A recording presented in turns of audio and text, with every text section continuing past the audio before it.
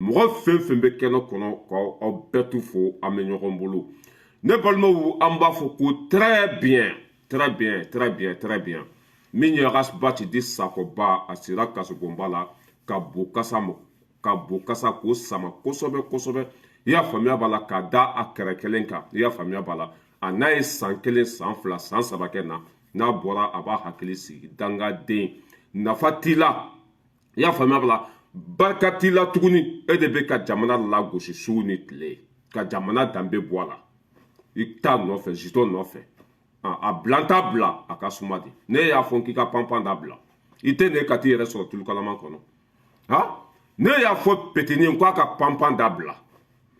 a ma to panpan na ka taa yɛrɛ bila tulukalaman kɔnɔ i ye nkalon min da faso la ka nkalon min da ni fanga la a kaso kuntala ka jan tɛ ni ma taa ni preuve ye i kunsigi bɛ jɛ k'i to kasobonba la ye bilahi ni ma taa ni dalilu ye dalilu min b'a yira k'a fɔ ko ni fanga de bube faga nka cɛ bilahi b'i si kɛ kaso la musalaha yɛrɛ tɛ yen dɔ kɛra molobalidenya la Côte d'Ivoire tun bɛ dɛmɛ Mali kan Faransi tun bɛ dɛmɛ Mali kan ni fanga in tun bɛ lagosi su ni tile mais ni fɛn min waati ma se o tɛ kɛ a bɛ kɛrɛ bila quoi k'a feere dɔ bɛ a bɛ ka tɛ de mort bila ni fɛn min waati ma se o tɛ kɛ i y'a faamuya b'a la a tun bɛ ka fanga nɛni su ni tile ka jamana buruja ka jamana danbe bɔ a la fɔ anw yɛrɛ dimina ja ni fɛn min waati ma se a tɛ kɛ ni 5 colonels olu tɛ pressé o mɔgɔ 5 min bɛ yen 5 colonels olu tɛ pressé olu b'i to yen de k'i panpan komi tileni n'i taara bila tulu kalaman kɔnɔ o bɛ sɔrɔ k'i ta k'i ɲimi siɲɛ kelen ni Arasbach ka ko bannen pewu walahi n ye n kali ala la ni preuve ma sɔrɔ a bolo k'a fɔ ko i y'a faamuya b'a la mɔgɔ min ye Bube faga n'a ma nana o preuve ye a bɛ dɔ kɛ kaso la dɛ walahi n'a ma taa n'a preuve a bɛ dɔ kɛ kaso la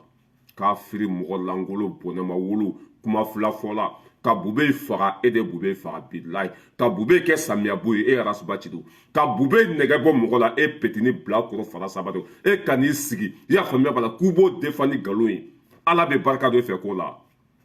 ala bɛ barika don e la ka Bube mankutu tiɲɛ ka Bube kɛ samiyɛbo ye i y'a faamuya ka Bube faga Arasbach de ye Bube faga i b'o dangaden sigilen ye ko Bube ma sa dɛ ko il était assassiné par qui le 5 colonel ko Bube ma faga dɛ i y'a faamuya ko Bube ko ye Bube faga de ko ala ka wele ma se Bube ma dɛ ko les 5 colonels k'olu de poison di Bube ma u y'a d'a ma don min na u y'a faga cogo min na ni ma taa n'a dalilu ye n ye n kali ala la bilahi i ka kaso kuntala i y'a faamuya la i ka kaso kuntala a surumani ye san 20 de ye i ka kaso kuntala a surumani ye san 20 de ye dangaden tɛ poro ɲa n'a porola ka d'a ma a bɛ tila a la jɔn de bɛ Mali kɔnɔ min ma tugu e kɔ a kɛlɛ taara laban cogo jumɛn ka Bube fa nɛni k'a ba nɛni ka Bube traiter tous les noms ka tila ko e bɛ t'o majamu komi Bube fana somɔgɔ ninnu c'est pas la peine sinon mangoya fɛn fɛn bɛ Bube nɔfɛ nin de y'a lase a ma tɔgɔ tiɲɛ fɛn fɛn bɛ Bube nɔfɛ nin de y'a lase Bube ma o ka t'i sigi i y'a faamuya b'a la zito nɔfɛ Faransi ka baara la politisiyɛnw ka baara la k'ale bɛ jamana lagosi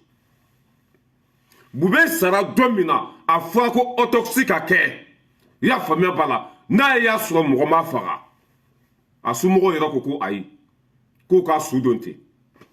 e bɛ n'i sigi kukala kan ko Bube fagara de il était assassiné fanga mago bɛ dalilu la fanga mago bɛ preuve la en tant que i ma preuve di n ye n kali ala la ala min ka bon n ka kalili ma i ka kaso kuntala ja a surumani i y'a faamuya la dati suruma ye 20 ans de prison de 20 ans i b'o de kɛ kaso la dangaden sijugu mɔgɔ molobali i bɛna mɔgɔw de kumakan mɛn ko liberté tɛ Mali kɔnɔ tuguni n'i kumana i bɛ minɛ k'i don kaso la cɛ o cɛ b'o kuma sugu fɔ Mali kɔnɔ bilahi Asimi ninnu kan k'o tigi minɛ k'o fana ju don kaso la hɛrɛ bɛ si hɛrɛ bɛ tile mɔgɔ o mɔgɔ b'a dangadenya kuma la ko liberté tɛ Mali kɔnɔ tuguni ko mɔgɔ si tɛ se k'i da sago fɔ ko n'i kumana i bɛ minɛ k'i don kaso la bilahi Asimi ninnu kan k'u tulo ɲɛgɛnnen de to cɛ o cɛ bɛ nin kuma sugu bɔ a da kɔnɔ i y'a faamuya la k'a minɛ k'a don kaso la bi de Arasbach bila kuma la yan bi de Arasbach bila ka faso dɔgɔya Il y a Côte d'Ivoire mercenaire ou donna Mali kono. Côte d'Ivoire mercenaire ou mugo binani ani kononto. Ou minana rasba tu kono ku manga mine. Il y a la ku donna Mali kono chuguna ko Mali fanata donna Côte d'Ivoire kono o chugo kelena. Mugo shima mine o wati. Anya Franci gain anani siganda la tuni dongo do Franci bella fasa. Amadou Kasola. Ambo kono a taara wari minɛ Côte d'Ivoire ka taa kɛ chrétien ye Côte d'Ivoire ka segin ka na Mali kɔnɔ k'i sigi ko Asimi de sira jugu dan ye ko Asimi ɲɔgɔn mɔgɔlankolon tɛ yen a ma minɛ ka don kaso la video bɛɛ bɛ yen a n'a ye nkalon da fanga la ne ko kana minɛ ko liberté d'expression wallahi cɛ o cɛ bɛ nin kuma fɔ Asimi ninnu kan ka tigi minɛ ka ju don kaso la cɛkɔrɔbaya t'a la denmisɛnniya t'a la k'a tigi minɛ ka don kaso la hɛrɛ bɛ si hɛrɛ bɛ tile hɛrɛ bɛ si hɛrɛ bɛ tile n'an ko k'an ka tiɲɛ fɔ mɔgɔ minnu bɛ k'u yɛrɛ kɛ sariya dɔnbagaw ye mɔgɔ minnu bɛ k'u yɛrɛ kɛ y'a faamuya la k'olu ye alaw de ye k'olu bɛ fɛn bɛɛ dɔn je connais tout fanga min bɛ yen bi i y'a faamuya b'a la mɔgɔ kan ka t'i sigi ka dɔ fɔ a ma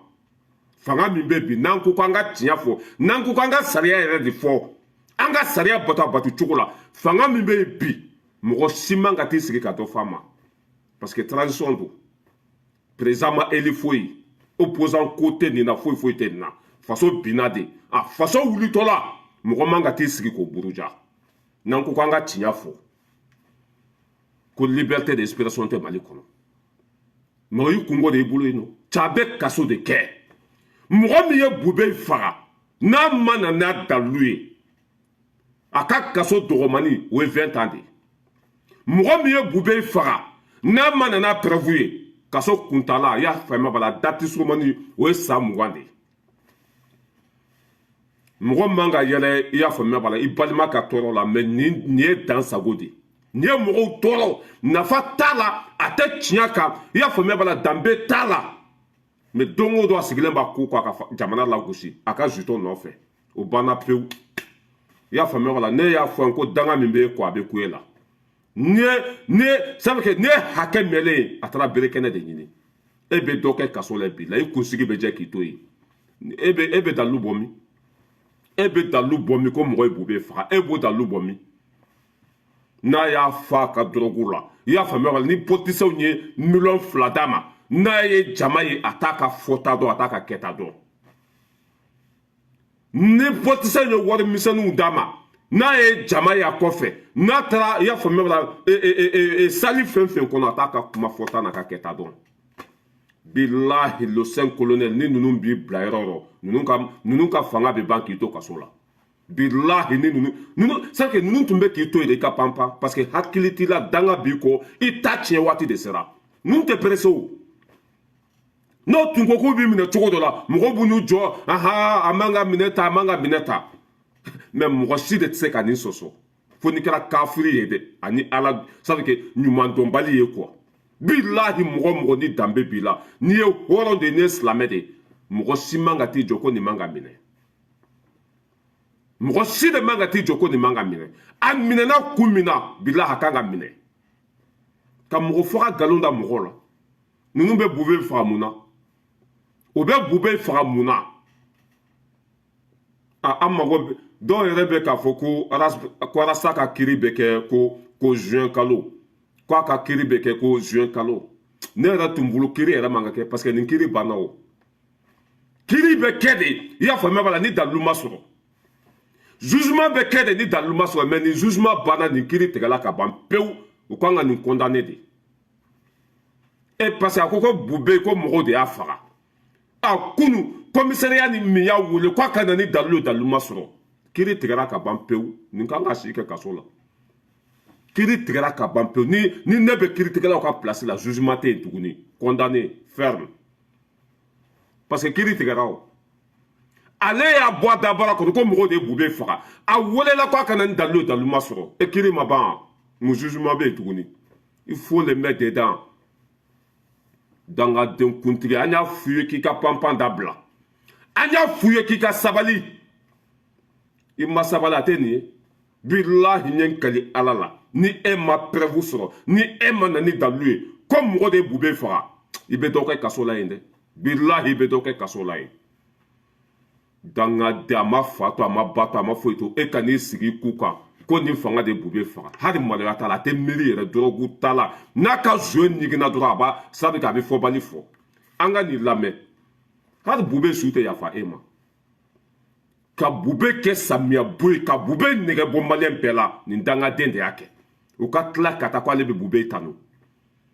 i y'a faamuya bala ko ale bɛ nkalon da mɔgɔ la Bube nɔfɛ tɔɔrɔ fɛn fɛn bɛ Bube kan nin dangaden de y'a las'a ma jolimangoya fɛn fɛn bɛ Bube nɔfɛ nin kafiriden de y'a las'a ma e ka n'i sigi bi ko e bɛ Bube tanu e cɛ n ko bila ala k'an kisi ɲamadenya ma quoi bilahi ala k'an kisi dangadenya ma e ye kuma min fɔ kunna an ma ɲinɛ dɛ a video bɛ yen n bɛna k'a la sisan mɔgɔ si tun tɛ Bube dɔn e bɛ na n'i sigi ya faamuya b'a la i lahara kan ko Bube ye susɛti kelen feere 7,000 ko Bube bɛ mɔgɔ faga ko Bube ye Mali ci ko Bube ye zon de ye o mɔgɔ kelen kan na tuguni ko Bube ma foyi kɛ Mali kɔnɔ ni baara ɲuman tɛ fɛn bɛ yɛlɛ e la ɲin tɛ fɛn min t'a kɔnɔ bilahi le saint colonel Asimi n'a ye nin bila bilahi n'a ye nin bila fɛn bɛ yɛlɛ aw la ɲin tɛ fɛn min t'a kɔnɔ nin ye min kɛ bilahi nin man ka bila bilahi nin ye nkalon min tigɛ o nkalon kan ka i y'a faamuya b'a la a ta tiɲɛ kaso la ye o nkalon kan ka si kɛnɛden tigɛ kaso la ye a ye dabarabadenya min kɛ bilahi aw kan ka to kaso la ye de i y'a faamuya b'a la k'a bo dun ye aw kana bila dɛ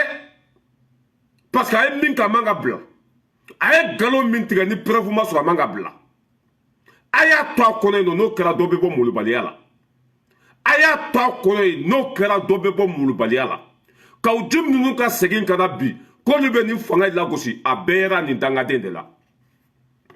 mɔgɔ fɛn fɛn bɛ panpan na bi i y'a faamuya b'a la ka nin fanga lagosi a bɛɛ yera nin dangaden de la parce que a bɛ ka kuma a tɛ ka taa kaso la a bɛ ka jamana lagosi a tɛ ka minɛ mɔgɔ fɛn fɛn tun bɛ ka faso buruja i y'a faamuya b'a la a bɛɛ jigi dalen tun bɛ nin dangaden de kan a y'a to a kɔnɔ aw kana bila dɛ et puis aw b'aw jo fɛ bilahi nin kelen ni aw b'aw jo fɛ a ko ko Bube ma sa ko ala ka wele ma se Bube ma ko ala ma Bube faga ko mɔgɔ de ye Bube faga u bɛ mun yira mɔgɔ minnu ye Bube minɛ o de ye Bube faga mɔgɔ minnu ye Bube minɛ o de ye Bube faga a n'olu ye Bube faga i bɛ taa ni dalilu de ye o ye Bube faga cogo min na o ye Bube faga don min na i bɛ na n'o dalilu ma sɔrɔ i bolo i y'a faamuya b'a la i b'i bo kɛ palan kɔnɔ i y'a faamuya b'a la fo 2060 i b'i bo kɛ palan kɔnɔ banajugu fura ye furajugu ye a to n'i ma to n'a to n'i kɔrɔ kelen b'a cɛ on dirait k'ale kelen de ye maliyɛn nafa t'a la barika t'a la a ɲɔgɔn jugu sago ma wolo Mali kɔnɔ k'a fɔdɔ ka tila k'a nɛmu k'a bo kɛ ka tila k'i sigi k'a dun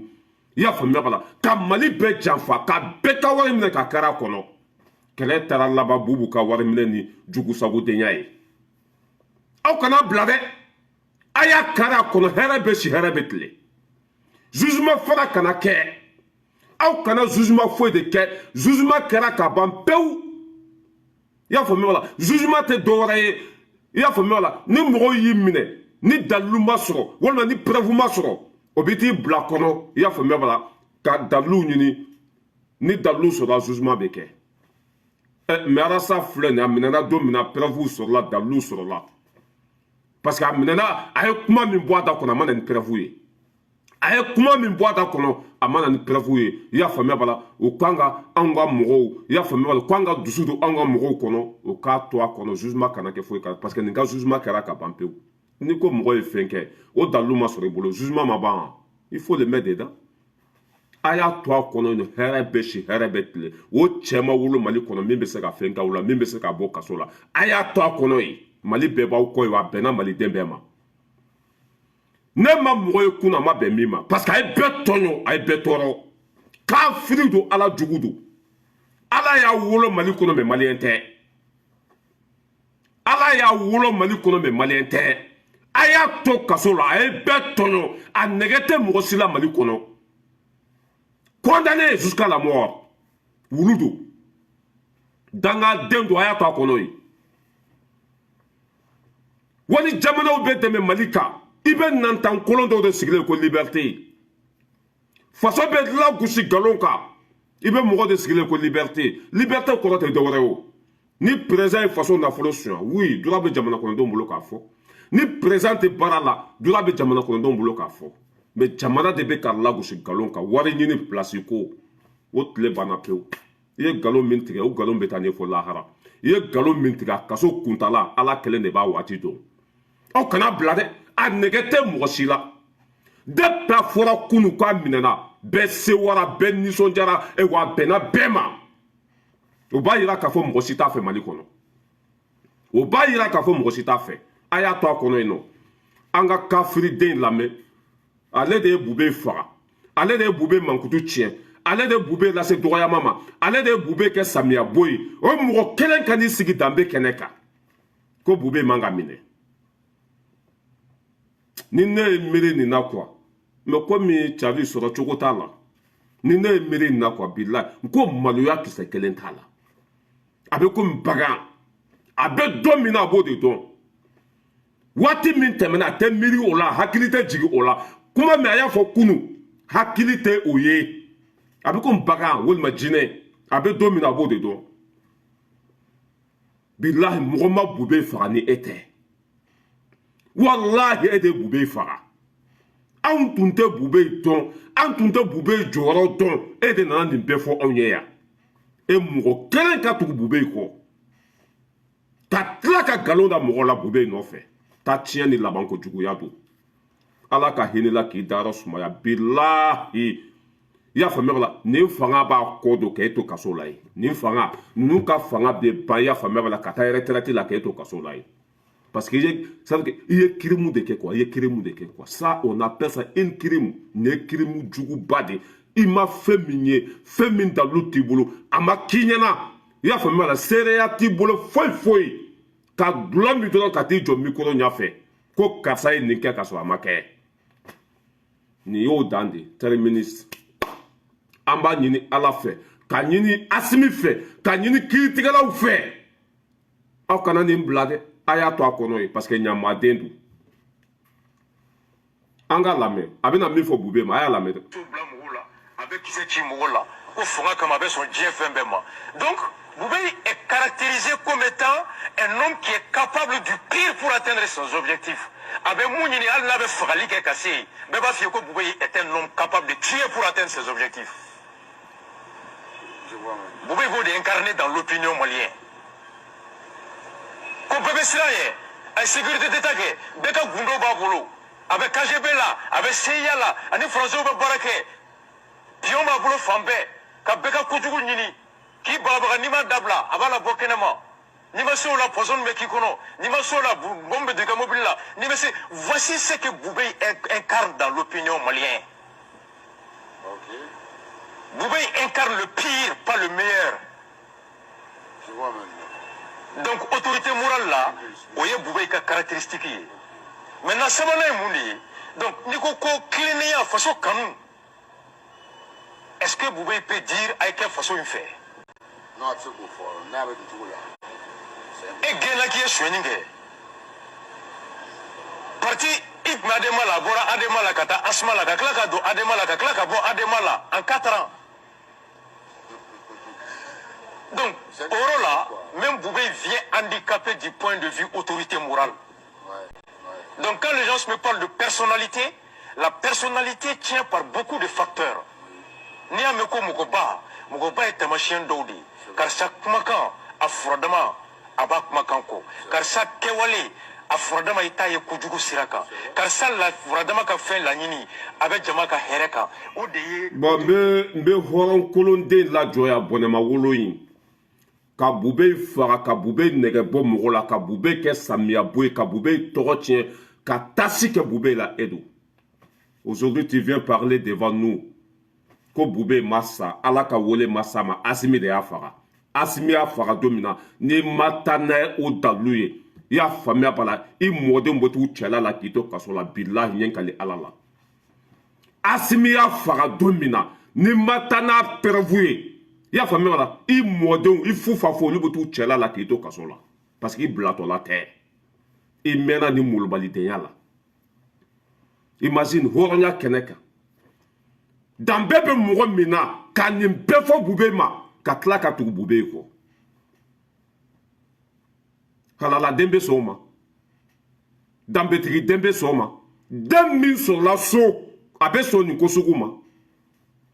mais ala ka hinila ki daro sumaya yan ko kitum na ala ka noa nin kaso kuntala nin kali ala la beta fo samuwa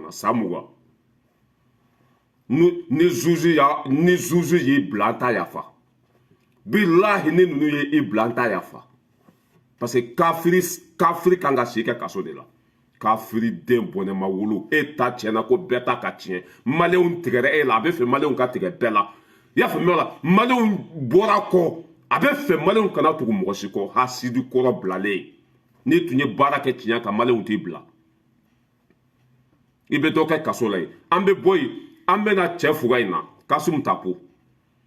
kasum tapo ere hine de benela ni kasum tapo versi kono bi ibe ala kalika foko ni e fini bo tori ni e fini bo tori la wolma ni e tori bo ji kono ya fami ala ka tege flata ka jo asen flaka kasum tapo betende wolma gonjigiba ni gonjigiba la jo asen flaka kasum tapo betende kono barani fle disite ya fami bala abe versi ni kono te o kana ko rasbati ma mo torofo o to na fien de trani bube kasola arasbati kasum tapo fana chono ni te hal ouverture média ni bekanga datu ka bo mali kono parce que ça c'est débat de caniveau billahi ça veut que ouverture média ni bekanga datu de quoi kasum tapo ni wole ku mun kuma beta ken ni koka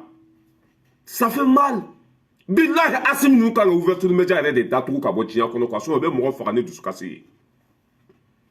Paulu fana ta kasum tapo wole kasum tapo ko Kwaras batche mi foko kanga fo ko bube farade ala ni ko be ni mine kas ko ni si banara dolo ya fara ya famia bala e drogo ni fenu ni afara ni ko be ni ndo kaso la be sa siekele total la tuguni o de jolembe kwaras batche mi fo kanga go fo ko enquête de tunga ga dale kwaras batche to manga ta kaso la ko parce ko ma mo to fo ko bube farade ama mogo tɔgɔ fo ka tɛmɛ nin kan bube taara yɛrɛ ma kaso de kɔnɔ fiɲɛ de taara ni bube ye kaso la nko nin fanga de ye bube minɛ nin fanga de ye bube minɛ ka don kaso la parce que a y'an ka wari détourné a y'an ka sɔrɔdasiw faga susɛti kelen 7,000 bube donkun filɛ kaso la nin de la ala nko bila komi sinon Kasum Tapo yɛrɛ kan ka wele o a ye kuma min fɔ ouverture média la kan ka wele k'a fana bila kɔnɔ ye ka sejugu ninnu bɛɛ bila kɔnɔ ye mɔgɔ mun y'an faso danbe bɔ a la Kasum Tapo 16 milliards Bathily de y'a fɔ 16 milliards détournés par Kasum Tapo o de b'a la k'ale ye démocrate ye an ka Kasum Tapo lamɛn parce que ni dusu ka sira yɛrɛ i t'a dɔn i bɛ min fɔ quoi tellement que jigilatigɛ don quoi an ka Kasum Tapo lamɛn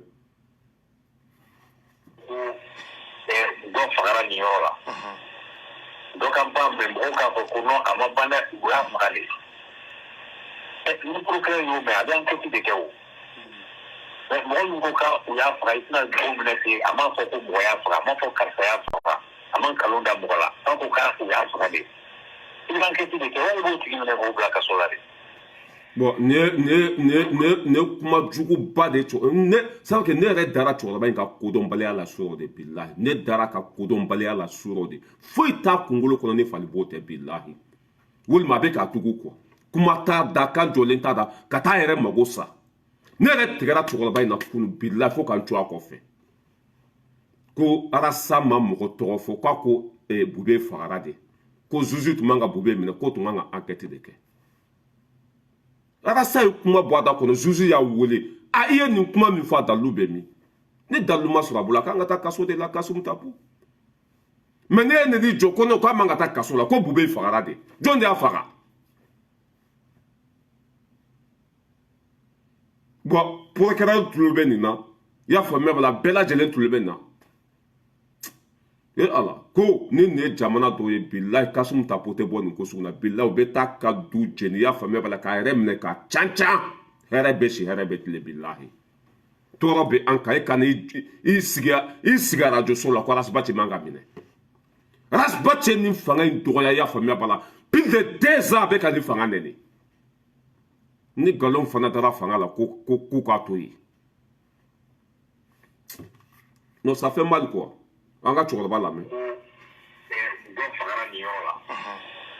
dɔ ka ban bɛn mɔgɔw k'a fɔ ko non a ma ban dɛ u y'a faga de ni procureur y'o mɛn a bɛ enquête de kɛ o mais mɔgɔ min ko k'u y'a faga i tɛna dugu minɛ ten a m'a fɔ ko mɔgɔ y'a faga a m'a fɔ karisa y'a faga a ma nkalon da mɔgɔ la k'a ko k'u y'a faga de i bɛ enquête de kɛ o b'o tigi minɛ k'o bila kaso la de donc ne tɛna procureur ka enquête k'a place la o donc Boubé sara cogo min na ne da tɛna don o la moi je dis simplement que Rasba a fɔra a ye min kɛ a ko Boubé fagara enquête ka kan ka dayɛlɛ c'est tout mais o tɛ kaso bila kun bɔ oui kuma faamu. D'accord. Donc on conclut là. Maintenant, maître, donc je pense que maintenant, avocat ici ça, aka obliga job na kemu yenu kula parce que anya me ko jugement blala ko fo mois de juin là. Tu vois, ça dit que c'est mon comme femme. Il va là quand qui est ministre de la justice c'est comme là. Ni procureur ou le procureur ou alors qu'il a cassé le ministre de la justice peut-être à trouver dans les qui commune 3 et procureur. Il y a un mandat du parquet, c'est fini. Mon procureur est mort blanc à la blé. Là, il est mort blanc. Au flagrant délit doit appeler à Minanaka et Coquet 600. Au Tana et tribunal, on va juger au Européen. Notre prévu mandat pas. Bon, mbe miri balin la joya, ani tasi balin, kodon balin, ba la joya. Kwa le procureur be wole, ko ni mɔgɔ ye ko kɛ ko kana minɛ ka don kaso la.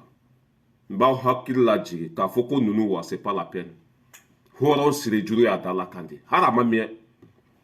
M5 ye bɔli min kɛ ko Buwa k'a bila n ko Buwa taara nin de ta ka kɛ ministre de la justice ye a sigira don min na Ousmane Traoré du OMT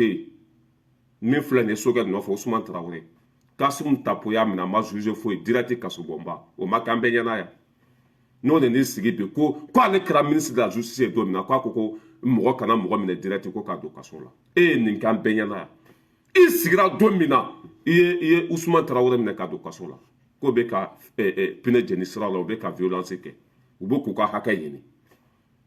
ne nana ko ye kasonkɛ ninnu wele a donna ta bɔra ta e kɛra ministre de la justice an ko bɛɛ tɛ i ye zo minɛ yan ni danbe tun bɛ e la e ye zo minɛ yan ni e tun nana Mali jɔli kama tiɲɛnikɛla joli tun bɛ yen nko ninnu bɛ mɔgɔ dusu kasi de quoi bila ka bɔ hakilima ninnu bolo ko mɔgɔ ɲɛ t'u olu la u bɛ ko ko kɛ mɔgɔ tɛ ko kalama olu bɛ ka fɛn fɛn kɛ i y'a faamuya la hakili tɛ mɔgɔw la ka réfléchir hakili tɛ mɔgɔ mais ko a ka bɔ hakili ma quoi e ye Ousmane Traoré minɛ ka don kaso la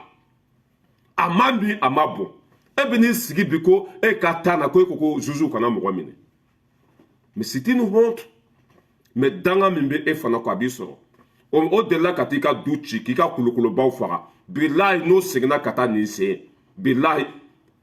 denmisɛnnin karakara a bɛ hurun mais e ka continuer daa barabaya in na i kunsigi jɛra to t'i la i tagamatɔ kusi de b'i la i tɛ ala minɛ k'i ka wari sonyɛnen ninnu dun ye i ka bɔ an da la i nɛgɛ tɛ mɔgɔ la bɛɛ tigɛlen bɛ aw la i tɛ gɛli fɛrɛmɛ ka bɔ anw da la yan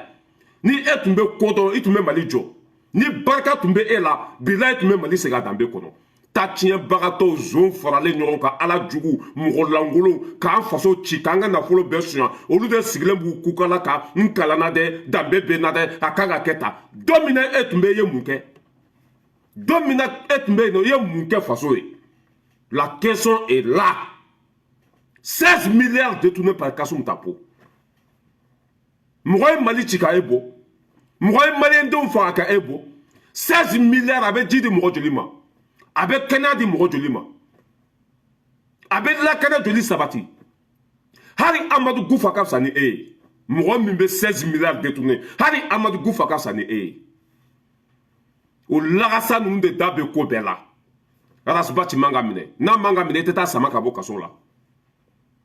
ne yɛrɛ t'a dɔn c'est que u kan ka ko bɛɛ tigɛ ninnu na de quoi bilahi nin ka taa ko ale Arasbati ka avocat ye k'ale bɛ taa négocier u kan ka ninnu bɛɛ gɛn ka bɔ Mali la walima k'u bɛɛ minɛ k'u bɛɛ don kaso la walima k'u bɛɛ minɛ k'u bila ka taa sɛnɛ kɛ u ka taa ka bɔ an da la an mago t'u la an t'u fɛ bi tɔɔrɔ min bɛ an kan olu de nɔ don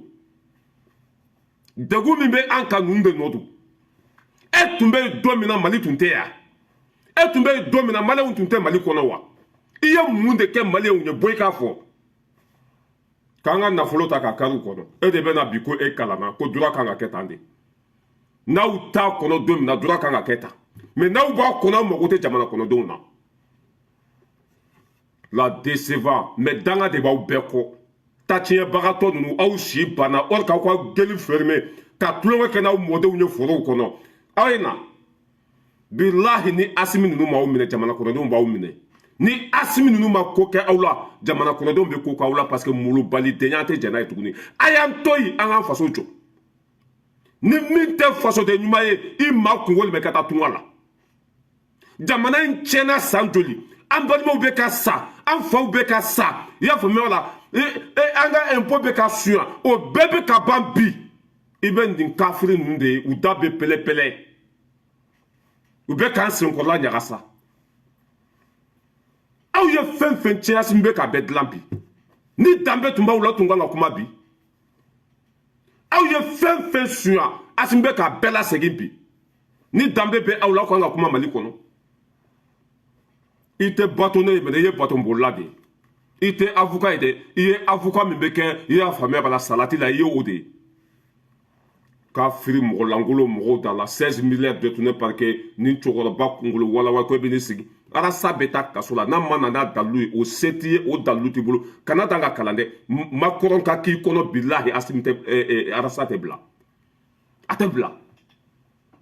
ka nin nkalonjuguba in da mɔgɔw la k'a ka bila a tɛ bila dɛ voilà an bɛ tɛmɛ ka bɔ yen Kasum bilahi danga de bɛ Kasum ta pɔkɔ ɲɛ bɛ e la cogo min na danga de bɛ e kɔ an ka bokɛlaba in fana lamɛn bokɛlaba in a y'o fana lamɛn dɛ n'a tiri sigi ɲɛgɛn na bila a kelen bɛ se ka palan fa a bɛ bo kɛ i y'a faamuya bala hali falen o fana sigilen bɛ ko viscère mɔgɔ bɛ k'a fɔ ko non k'a minɛna k'a bɛ ka dénonciation de kɛ k'a ko Mali da ka gɛlɛn dɛ Sunkalo bɛ na c'était o tɛ dɛ n bɛna o dalilu di aw ma a y'a lamɛn. A ba la sɛnɛ Abidjan tout pɛrɛ Abidjan hiji wari 2 millions et quelques Mali hiji wari 4 millions et quelques a ka ɲi wa mun na a tɛ gasoil ta ka bɔ mɔgɔw da la a ka monopole ko baara ci hey mɛ mun fɔ a ye nin fɔkali yɔrɔ ne ko n ko hali gouvernement ka seyaw bɛ ne ka nin kɔnɔ u bɛ ne su de i b'a lakale ko u ka telefɔni b'u bolo n'u ka madamu muso in bɛ ka mun fɔ bi kunnabilitigi u bɛ ko bɛ su mɛ mun fɔ Asimi ko bɛ ban e de nana i kɛra premier tête ye bi i filɛ place min na mɔgɔ m'a d'i ma Ala ka latigɛ don depuis dadon diɲɛ kɔnɔ Ala ko Asimi bɛ Mali mara nin wagati in kɔnɔ mais Goïta f'i ka jamana ka diya mɔgɔw la i tile ça ne va pas ni transition ye échec de 15 0% ne tɛ se k'a fɔ ko hali 1% y'a sɔrɔ 0% Maliyɛn si lafiyalen tɛ ne ye layifu sigi mɔgɔw de bɛ to rosi malo ka gɛlɛn gasoil ka gɛlɛn tulu ka gɛlɛn sukaro ka gɛlɛn an mana coup d'état k'o kama dɛ n'i nana coup d'état kɛ ko dɔ dɛsɛra e b'i jija e ka tɛmɛ o tigi la insécurité waralen don mɔgɔw bɛ ka tunu cɛni tunu ne filɛ Mali telida la k'a wele k'a ka taa ni telefɔni 5 ye fan filɛ min cɛni ma ye voilà a minɛkun filɛ nin de mɔgɔw bolo ko viscère ko don bi ma bila viscère kuma la o a minɛkun ye nin de ko insécurité ɲɔ ɲalen don ko hali o don ko cɛni dɔ tununa o b'a yira k'a fɔ ko sɔrɔdasiw de y'o fana minɛ ko mɔgɔ tɛ se ka kuma jamana kɔnɔ insécurité waralen don n'i kumana i bɛ tunu a minɛkun ye nin de e k'a sigilen lajɛ ɲada o ni bolo tɛ kelen ye muso kelen couleur 3 ɲada o jɛlen don bolo o finnen don bobara o finnen don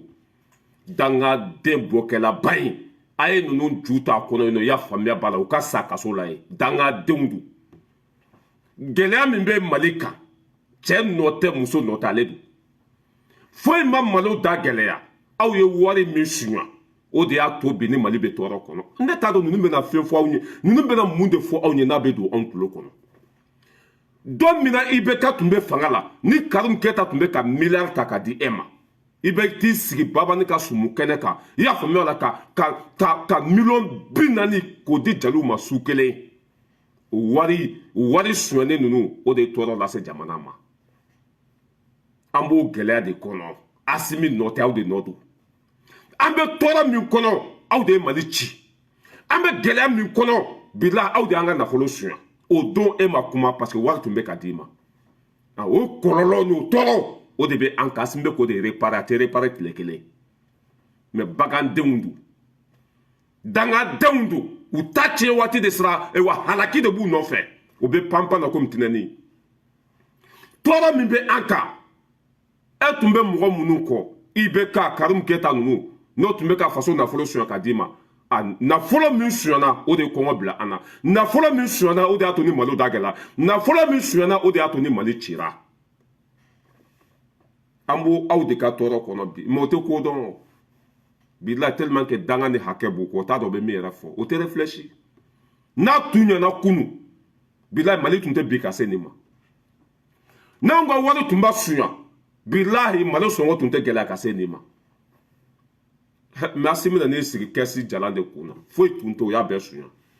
Boubou Cissé 700 milliards Boubou Cissé kelen 700 milliards info matin bɔra n'a ye Karimu Keyita kɔni ye wari min suɲɛ hali mɔgɔ t'o hakɛ dɔn o don nafolo tun bɛ ka ta ka di e ma kuma faso nafolo tun bɛ ka burujɛ e ma kuma o de tɔɔrɔ b'an kan bi nafolo min tun kan ka don malo la a suɲɛna ka di e ma nafolo min tun kan ka don sira la o suɲɛna ka di e ma nafolo min tun kan ka don lakana la o suɲɛna ka di e ma worokiyaba bokɛlaba in o tɔɔrɔ de b'an kan bi miiri bali tasi bali ala jugu kafiri mɔgɔlankolon e b'i si kɛ kaso la ye aw kana ninnu bila dɛ ni mɔgɔ 2 min minɛnen filɛ n'a ye ninnu to kaso la aw b'a ka baara kɛ tranquillement parce que ninnu da baara ka bon ka tɛmɛ kundama kan worokiyaba i y'a faamuya fana ni aras bati a ye olu to kaso la a kan'u bila dɛ ɲa bɛ je faga sigilen na ko worokiyaba ko k'ale ko tulu da ka gɛlɛn hiji taga da ka gɛlɛn o tɛ dɛ worokiyaba ko mɔgɔw bɛ ka tunu ko ni fanga de bɛ k'u latunu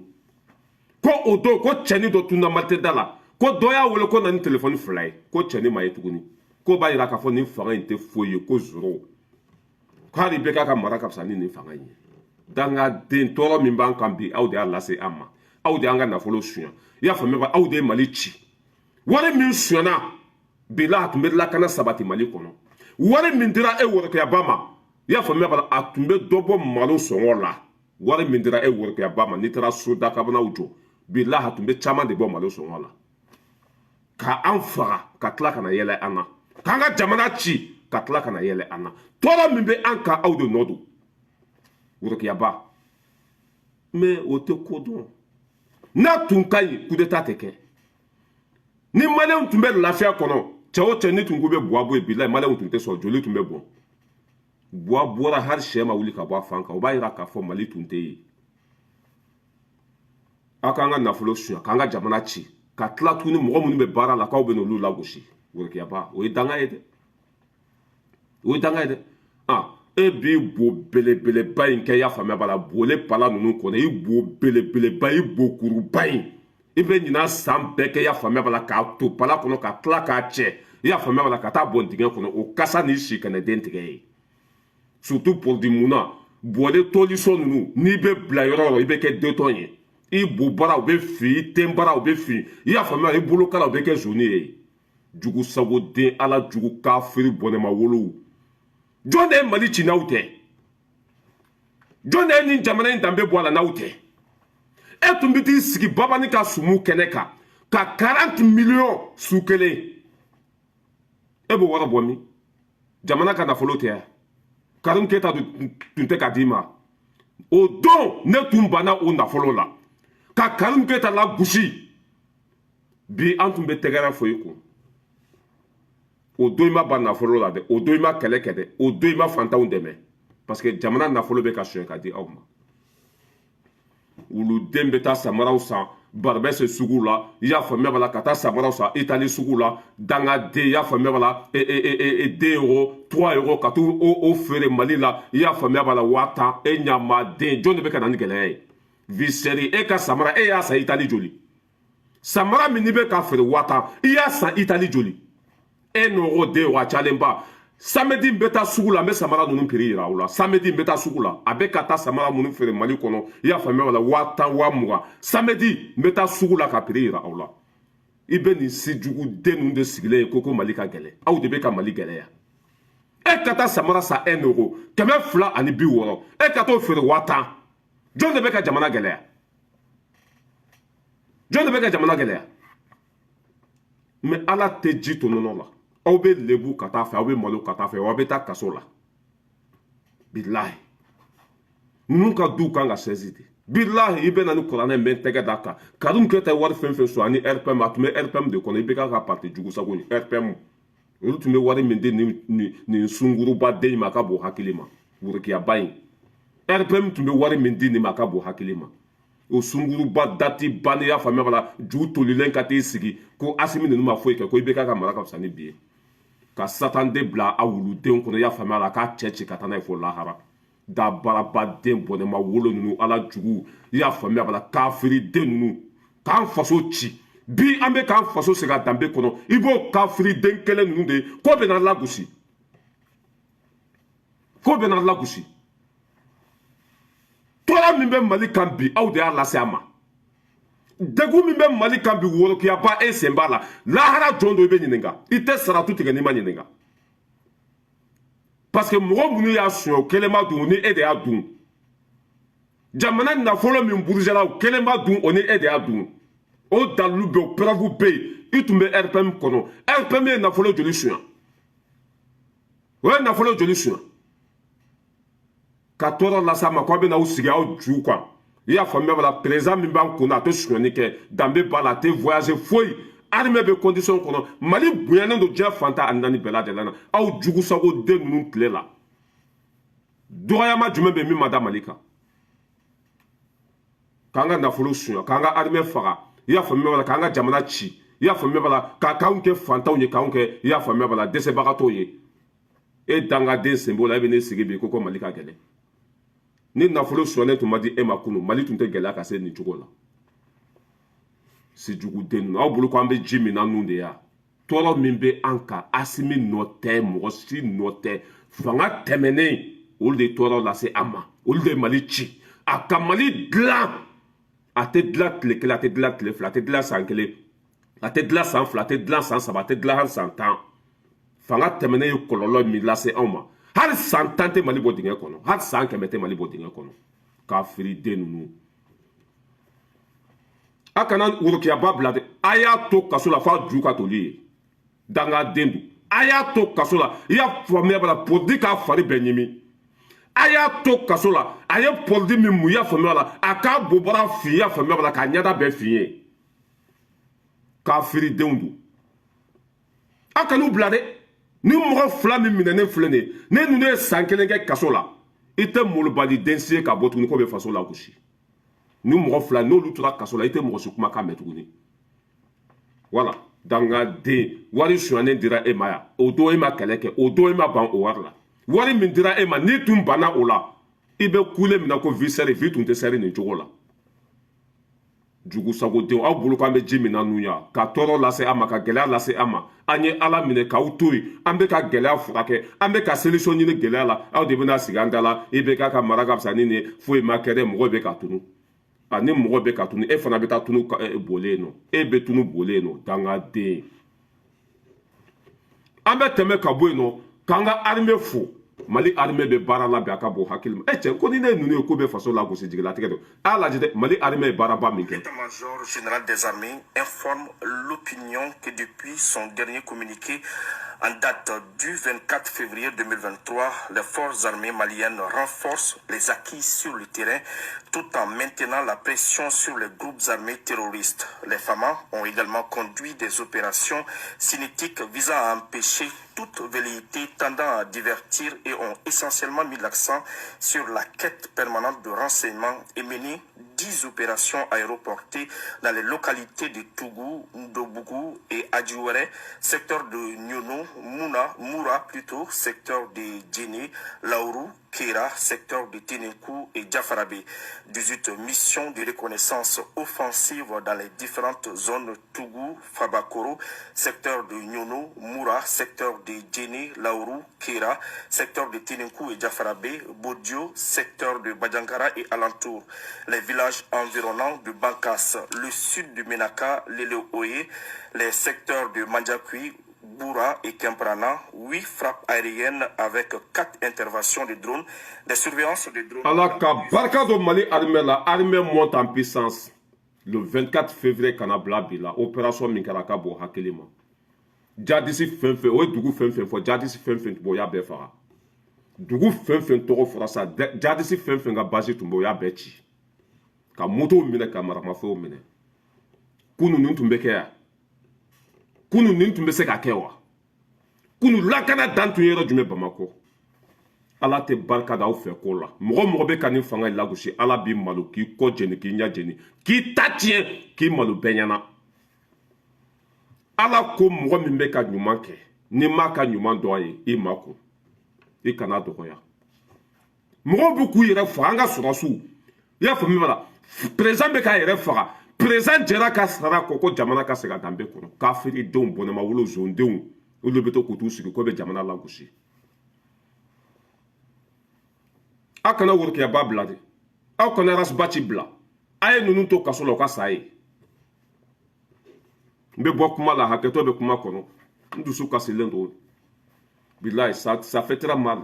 a y'u to kaso la o ka sa ye a ye ninnu mɔgɔ fila to worokiya ba i y'a faamuya o cɛlaman de ye arasibaci o musolaman de ye worokiya ba ye